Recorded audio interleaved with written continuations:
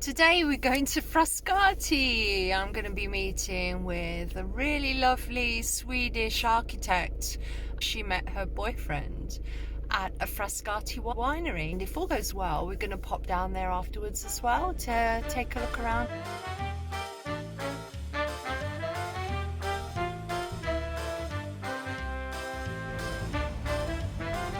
So there's some evidence of the bombing during the Second World War. The 8th of September 1943, Frascati was heavily bombed by the Allies because it was Field Marshal Kesselring's headquarters. This is the nice medieval square. So this used to be Cardinal Duke of York's little palace. Just in case you don't know, the Cardinal Duke of York was Bonnie Prince Charlie's brother. So the last in line to the throne of Scotland and England on the Stuart side. Jacobites would be interested in that. He was Bishop of Frascati for 30 years. This was the dungeon or the jail. And you see that bend in the iron bars. That's because even the prisoners were allowed to have wine. So that's where they would pass a carafe of wine to the prisoners from outside. So the Stanza del Duca, Giancarlo's little establishment, isn't open in the mornings, but he's always here baking his cakes and stuff. So I'm just going to poke my head in to see if he's here while I'm waiting for Åse. Here he is. Giancarlo is the owner of this lovely establishment, and he's an ex-costume designer of the National Opera.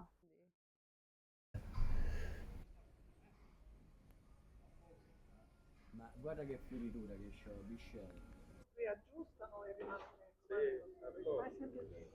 The locals are just moaning about the way the paving has been done. Here she is. This is the lady I'm waiting for. Hi, Ozzy. Hi. Thanks for meeting up with me today. Of course, I'm happy to. I wanted to know a little bit about your story, why you moved to Rome. So all I know about you is that you're young, you're beautiful, and you moved to Rome. So we're actually in Frascati today. We're not in Rome. How did that come about? Well, I actually moved to Rome to study interior design. So I moved here to go to university and get my bachelor's degree. And then along the way, I met my boyfriend, who's from Frascati. And 2 years ago, I moved out here. You've obviously seen two different places then. You've seen the big city, and you've seen this quite a medium-sized town. There's about 25,000 residents here. So what are the things that you prefer about Frascati compared to a big city?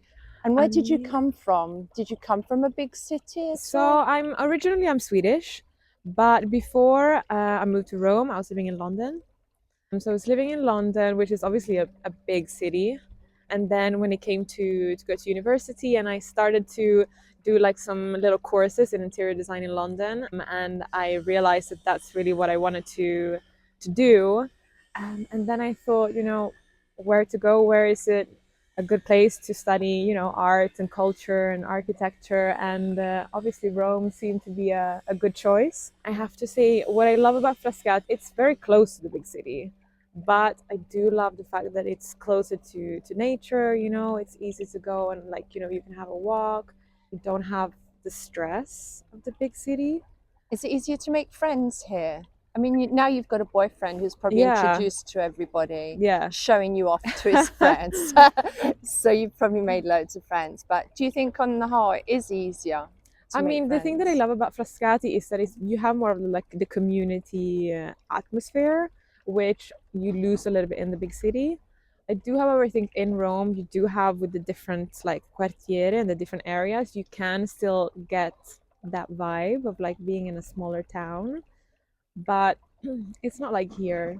Do you think it's cheaper as well to live in a smaller town, or is it relatively similar? No, I think it is a bit cheaper. I mean, for me, it's been a bit cheaper. Then obviously now we're living together as well, so there already it's a different kind of living situation instead of living with multiple roommates. You moved to Rome to study, and obviously Rome is a very historic and cultural and artistic city. Did you find that influenced your style in any way? I mean, definitely. I do really try to kind of mix together my Scandinavian heritage and the Scandinavian style that I love very much with, like influences and inspiration from the Italian culture and the Italian style. You do get very inspired by all the marble and the stones. And then something that I didn't know before actually, but was the use of dark wood that they use here. And I feel like that has inspired me quite a lot. In Scandinavia, we mainly use the lighter colored woods. So I definitely would say that. How has it been for you to actually open up a practice and work here, and the taxation and everything? Has it been very difficult? Is it hard to manage on your own? How do you go about that? I have a commercialista that is helping me with all the tax part of it, so that I do everything correctly. Because there I didn't have any experience previously. That has been like a whole new area that I've had to learn, and there I'm so grateful to be able to have a professional that can help me to make sure that everything's correct.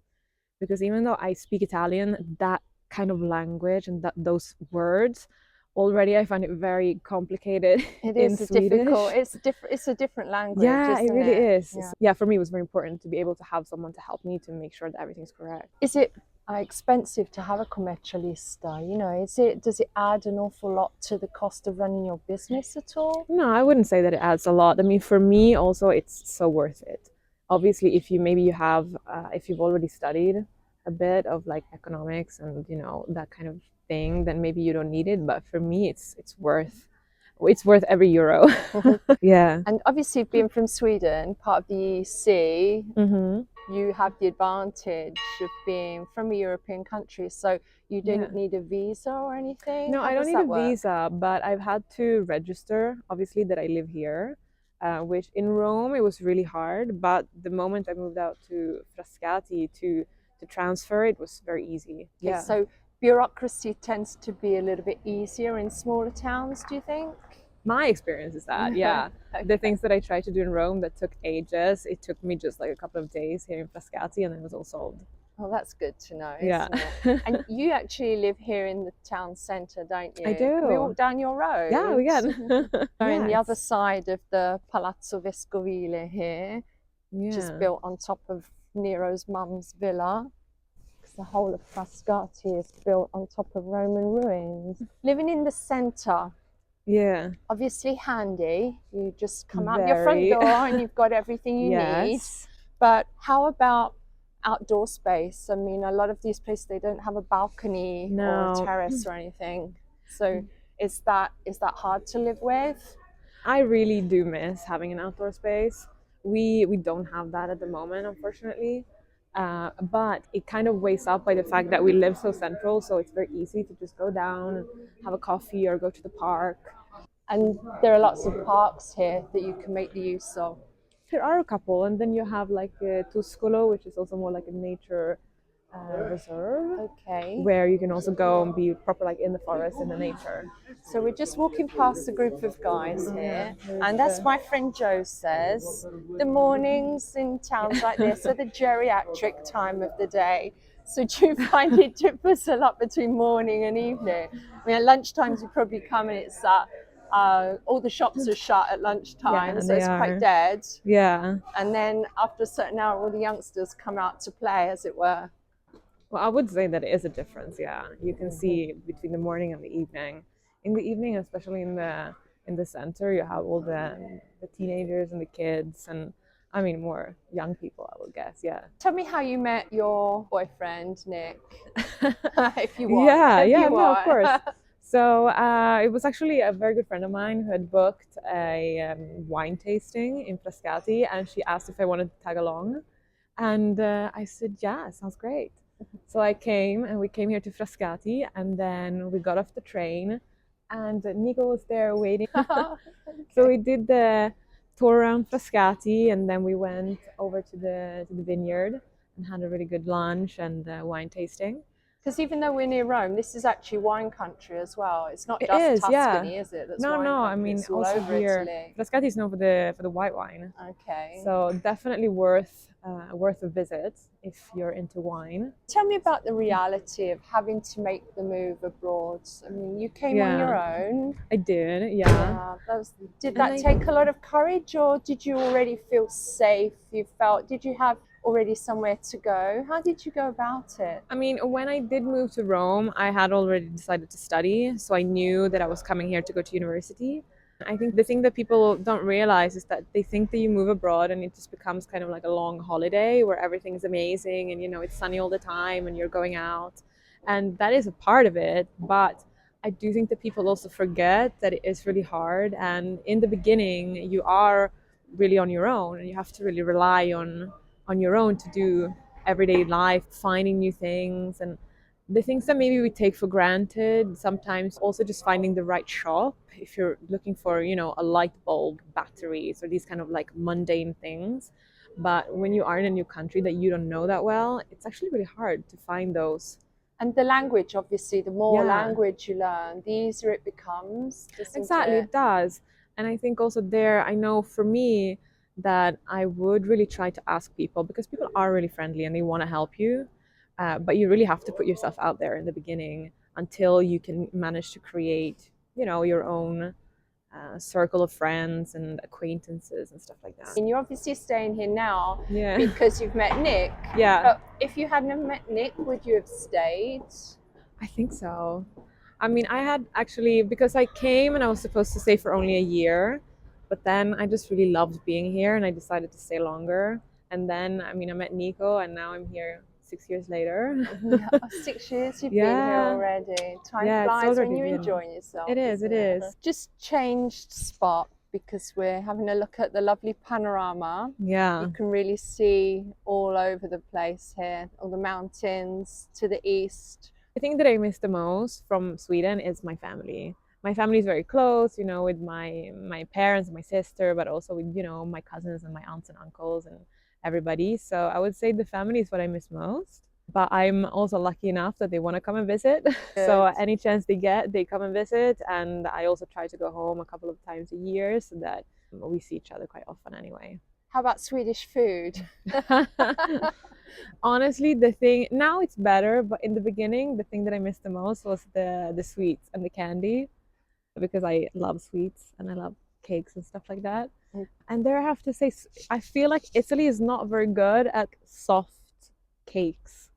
They have a lot of amazing biscotti and like biscuits. I miss brownie or like a cake. Yeah, they're getting a little bit better now, but there was a time when you would go to an amazing restaurant and all you would get for dessert, if you wanted to put in, was tiramisu, torta della nonna, or panna cotta with any sort of syrup on top. And that was it. Yeah, I think they're getting a little bit better now. Yeah, I miss that with Sweden, like the cinnamon buns, all of those bakery treats. Making me hungry. Have you got any pet hates? So things that you really don't like about Italy? You're still in the honeymoon period here of Italy? Still after 6 years. I think in Rome, I felt like some of the pet peeves that I had was the rubbish that is unfortunately everywhere, and the traffic as well, and the sort of thing. But also I feel like it comes from a lot of tourists as well, when I feel like there's like a lack of respect for the old monuments. You're reading these stories about people carving their initials into the Colosseum and, just being disrespectful. And I think to me, that's so weird. Like, it's so odd how you can't feel, no? The rich history that is behind all these monuments. So I would say that used to be a very big pet peeve of mine. I think that's a lot better here outside though, in Frascati. Another thing that comes to mind, I noticed since I've been living in Italy, admittedly I've been living here so long, but I feel that if I hadn't have come to Italy, I would have less culture, personal culture. It really does make you want to learn the history. Have you been learning the history at all along the way? I would say that I have. Also the fact that it's so easy to go to all these amazing museums and art galleries, and for me, I love doing that. How do you find public transport? Because we're only half an hour from Rome. Yeah. So is it easy to get down into town? With trains, I would say it usually works really well. I haven't really had any big issues with the trains. And also, I mean, when you get into Rome with the metro, always works. It's the buses that are a bit, you never really know when they're gonna come. Train-wise, to get out here, I would say it's really good. Something else I wanted to ask, are there places around here that you've discovered that you feel is part of the reason you like to live in this town? In like an hour, you can be by the seaside in a beautiful place, or in an hour the other way, you can be in the mountain. Last year we went skiing. It's not the Alps, it's not the Dolomiti, but you can still find that around here. It is a great position. A stone's throw from the big city. Would it be possible to compare the everyday life in Sweden with everyday life in Here. Frascati? I would say the main thing is that I feel like everything is much later here. In Sweden, at least my experience, is that you start work earlier, eat earlier, you go to bed earlier. That also has to do with the climate, no? The fact that it gets dark at a different time than here. But yeah, and then also I would say, at least my personal experience is that here it is much more. It's a different kind of social life. You go to the bar for coffee and the barista knows your name or they know your order. You have a little chat. It's quite easy to go out for dinner in the evening. Whereas in Sweden, I think it has a lot to do also with the fact that it is cold for quite a while during the year, that you don't really want to be outside because it's so cold. So you stay home, and I think it's harder to invite people to your own home than it is to invite someone out for a drink or for dinner in a restaurant. So people are more social because it's warmer. The I would days say are so, longer. because you do notice it also in Sweden. During the summer, people, even in Sweden, are more social, more outside, But just here, you have that for the majority of the year. So on the whole, would you say it's more relaxed here, or is it actually more hectic? Because people think Italy is very laid back and people are lazy and it's slow. I feel like this idea that Italians are lazy, I haven't seen that. I don't feel like that. I've met so many people that are very hardworking, But I think it has maybe to do with the fact that people do go out more, because you go and have a coffee at the bar, you go out for dinner in a different rate than maybe you would do in Sweden. How about wages? I would say the wages are, in my experience, higher in Sweden than it is here. But I would also say cost of living in general is a bit cheaper here. I feel like it probably more or less balances it out. What's your experience of services? Have you had anything to do with the health service? So far, I've been to the hospital here a couple of times, and I feel like I've had great service there. Honestly, I had great experiences. I felt like they were very attentive and they were very knowledgeable. So there also, I feel like I have heard before, people had this misconception that the Italian healthcare is not good, but in my experience, it's been really good.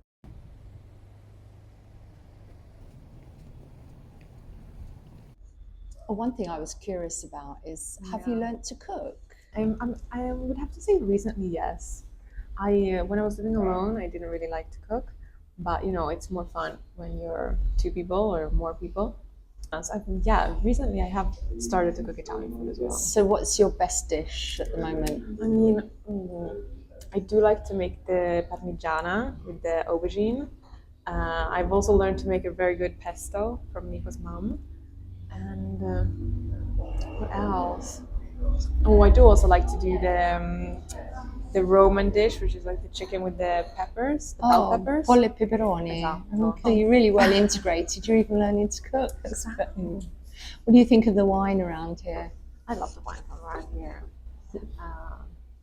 I wish I knew more, though, that I was more knowledgeable. But I mean, I guess that's coming with the... Yeah, and you can learn that from Nick, can't you? He works at a winery. Yeah. So just explain where we are. We've come out of Frascati. We hopped in my car. Yeah. And it was, 4 minutes? Yeah. Down Less into the than 5 minutes. countryside.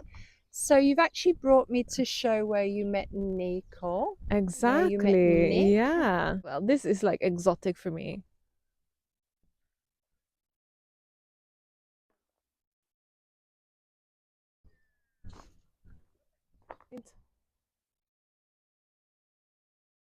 What a fabulous day. It's beautiful. It's an old wine press. Con la sua belva. Hey. Parliamo inglese, ok? Sì. Qui abbiamo i panni stesi che è un... Belli. fa parte della The campagna. authenticity. So you're having a rest from tourism at the moment because it's low season, but Yes. Yeah. you've pruned your vines, haven't you? Yes, we are Yeah. pruning the old vineyard and the new vineyard at the end of the valley. Now it's the so-called winter pruning. You make your own wine. Yes, so here we have 3 lots of vintage grapes and 1 lot of new grapes. The new grapes will give their first fruits in around 1.5 years because they have been planted a couple of years ago. Okay. So we already found some new baby grapes in the new vineyard. Oh, that's so really? sweet. Yes. Wow. Also, we found new ones last month. So they were hide behind the leaves. So we found them in January. That was interesting. It was a good wish. How was it? Tell me, what was the visit like here? You must have had a lot of fun. The visit, it was so much fun. Yeah, we had a great time. It was no, it was really nice because first you did like a little tour in Frascati, so you got to see the center.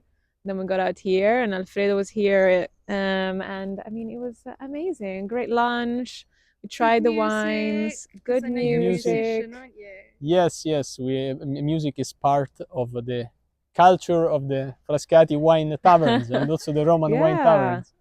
Stornellatori and singers were having fun from long time ago, from the Renaissance age and before. From here we can see the strategic position of the Frascati vineyards. So Frascati is really famous for traditions, wine and food tradition, and also lots of history. From here we can see why Frascati is famous for its wine tradition. Frascati hosts these big wine valleys. All of them are volcanic origin wine valleys. And the peculiarity is that each valley has a different geological composition. That's very peculiar of the Frascati area. So from one valley to another, you can find a quite different type of wine. It's really unique compared to other lands. And you're part of the Lake Regillus area, aren't you? This is the higher part of the Lake Regillo. We can see Lake Regillo down there in the valley. It lies on the former area of a former lake. Very ancient valley, very strategic. Okay, so what was the Lake Regillo? Tell us about that. Lake Regillo is a very historical location. It was the theater of a famous battle between the ancient Romans and the Latin League. Happened in 496 before Christ. Okay. Good place Well, to live it's then, it is a with good all place this to live, wine, the definitely. history. Yeah. Slower rhythm than Rome. It's a slower rhythm, but you have Rome a stone's throw away, you know? Yeah, In exactly. 25 minutes, you're with the train, you're in Rome in the center. So you're so close, but yet it's like Yeah. another world almost. I love to live in the city, but I have to say that since moving here, I feel way calmer and more at peace, no? Really quaint and cozy. One of the things that I really enjoyed with the tour when I came the first time was that it felt so familiar, you know, like it really felt like you entered into like a family. So intimate. Oh my goodness. Mm-mm. Allora, accendiamo tutto. Here we can say recipient. It's part of a old ancient Roman wine press. So this is kind of similar to this press from the 50s. Okay, so this is one made during the ancient Roman times. It's made with the clay called the coccio pesto. It's a clay used by the Romans, made with the old amphorae that got broken. Yeah. Okay. And you can see the torch also into the wall, into the main wall of the farmhouse here.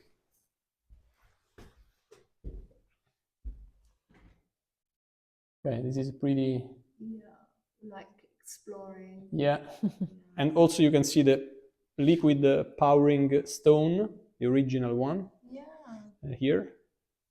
So this is a particular that let us know that during the ancient Roman times, there were many wine farmhouses built into this Frascati area. Yeah. Okay, there are other farmhouses in the area that have the similar structure. They have a cave, then they have the wine cellar, and then the house of the farmer is built on top of the cellar. And so this is your old Roman cave? Exactly. Right. So this cave is exists from before, because part of this cave was a natural volcanic cave. And then we suppose that the population, even probably the Etruscan population, and for sure the Roman population, they made the cave larger than the original natural cave, okay? So that to have a space to preserve wine and food, because in the past there were no refrigerators. Yeah. Okay.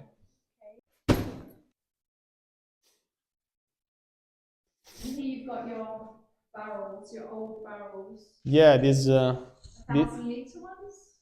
yeah, 1,000 liter, exactly. They were between 1,000 liter and 1,100. So they were flexible. So this wall is a sort of a little wine museum. So we kept all the tools used by the last 2 generations of the family.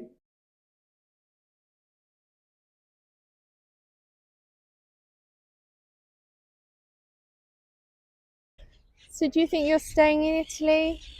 Definitely think so. I mean, I love it here. I love my life here, and I also feel like I've grown so much as a person since I moved here.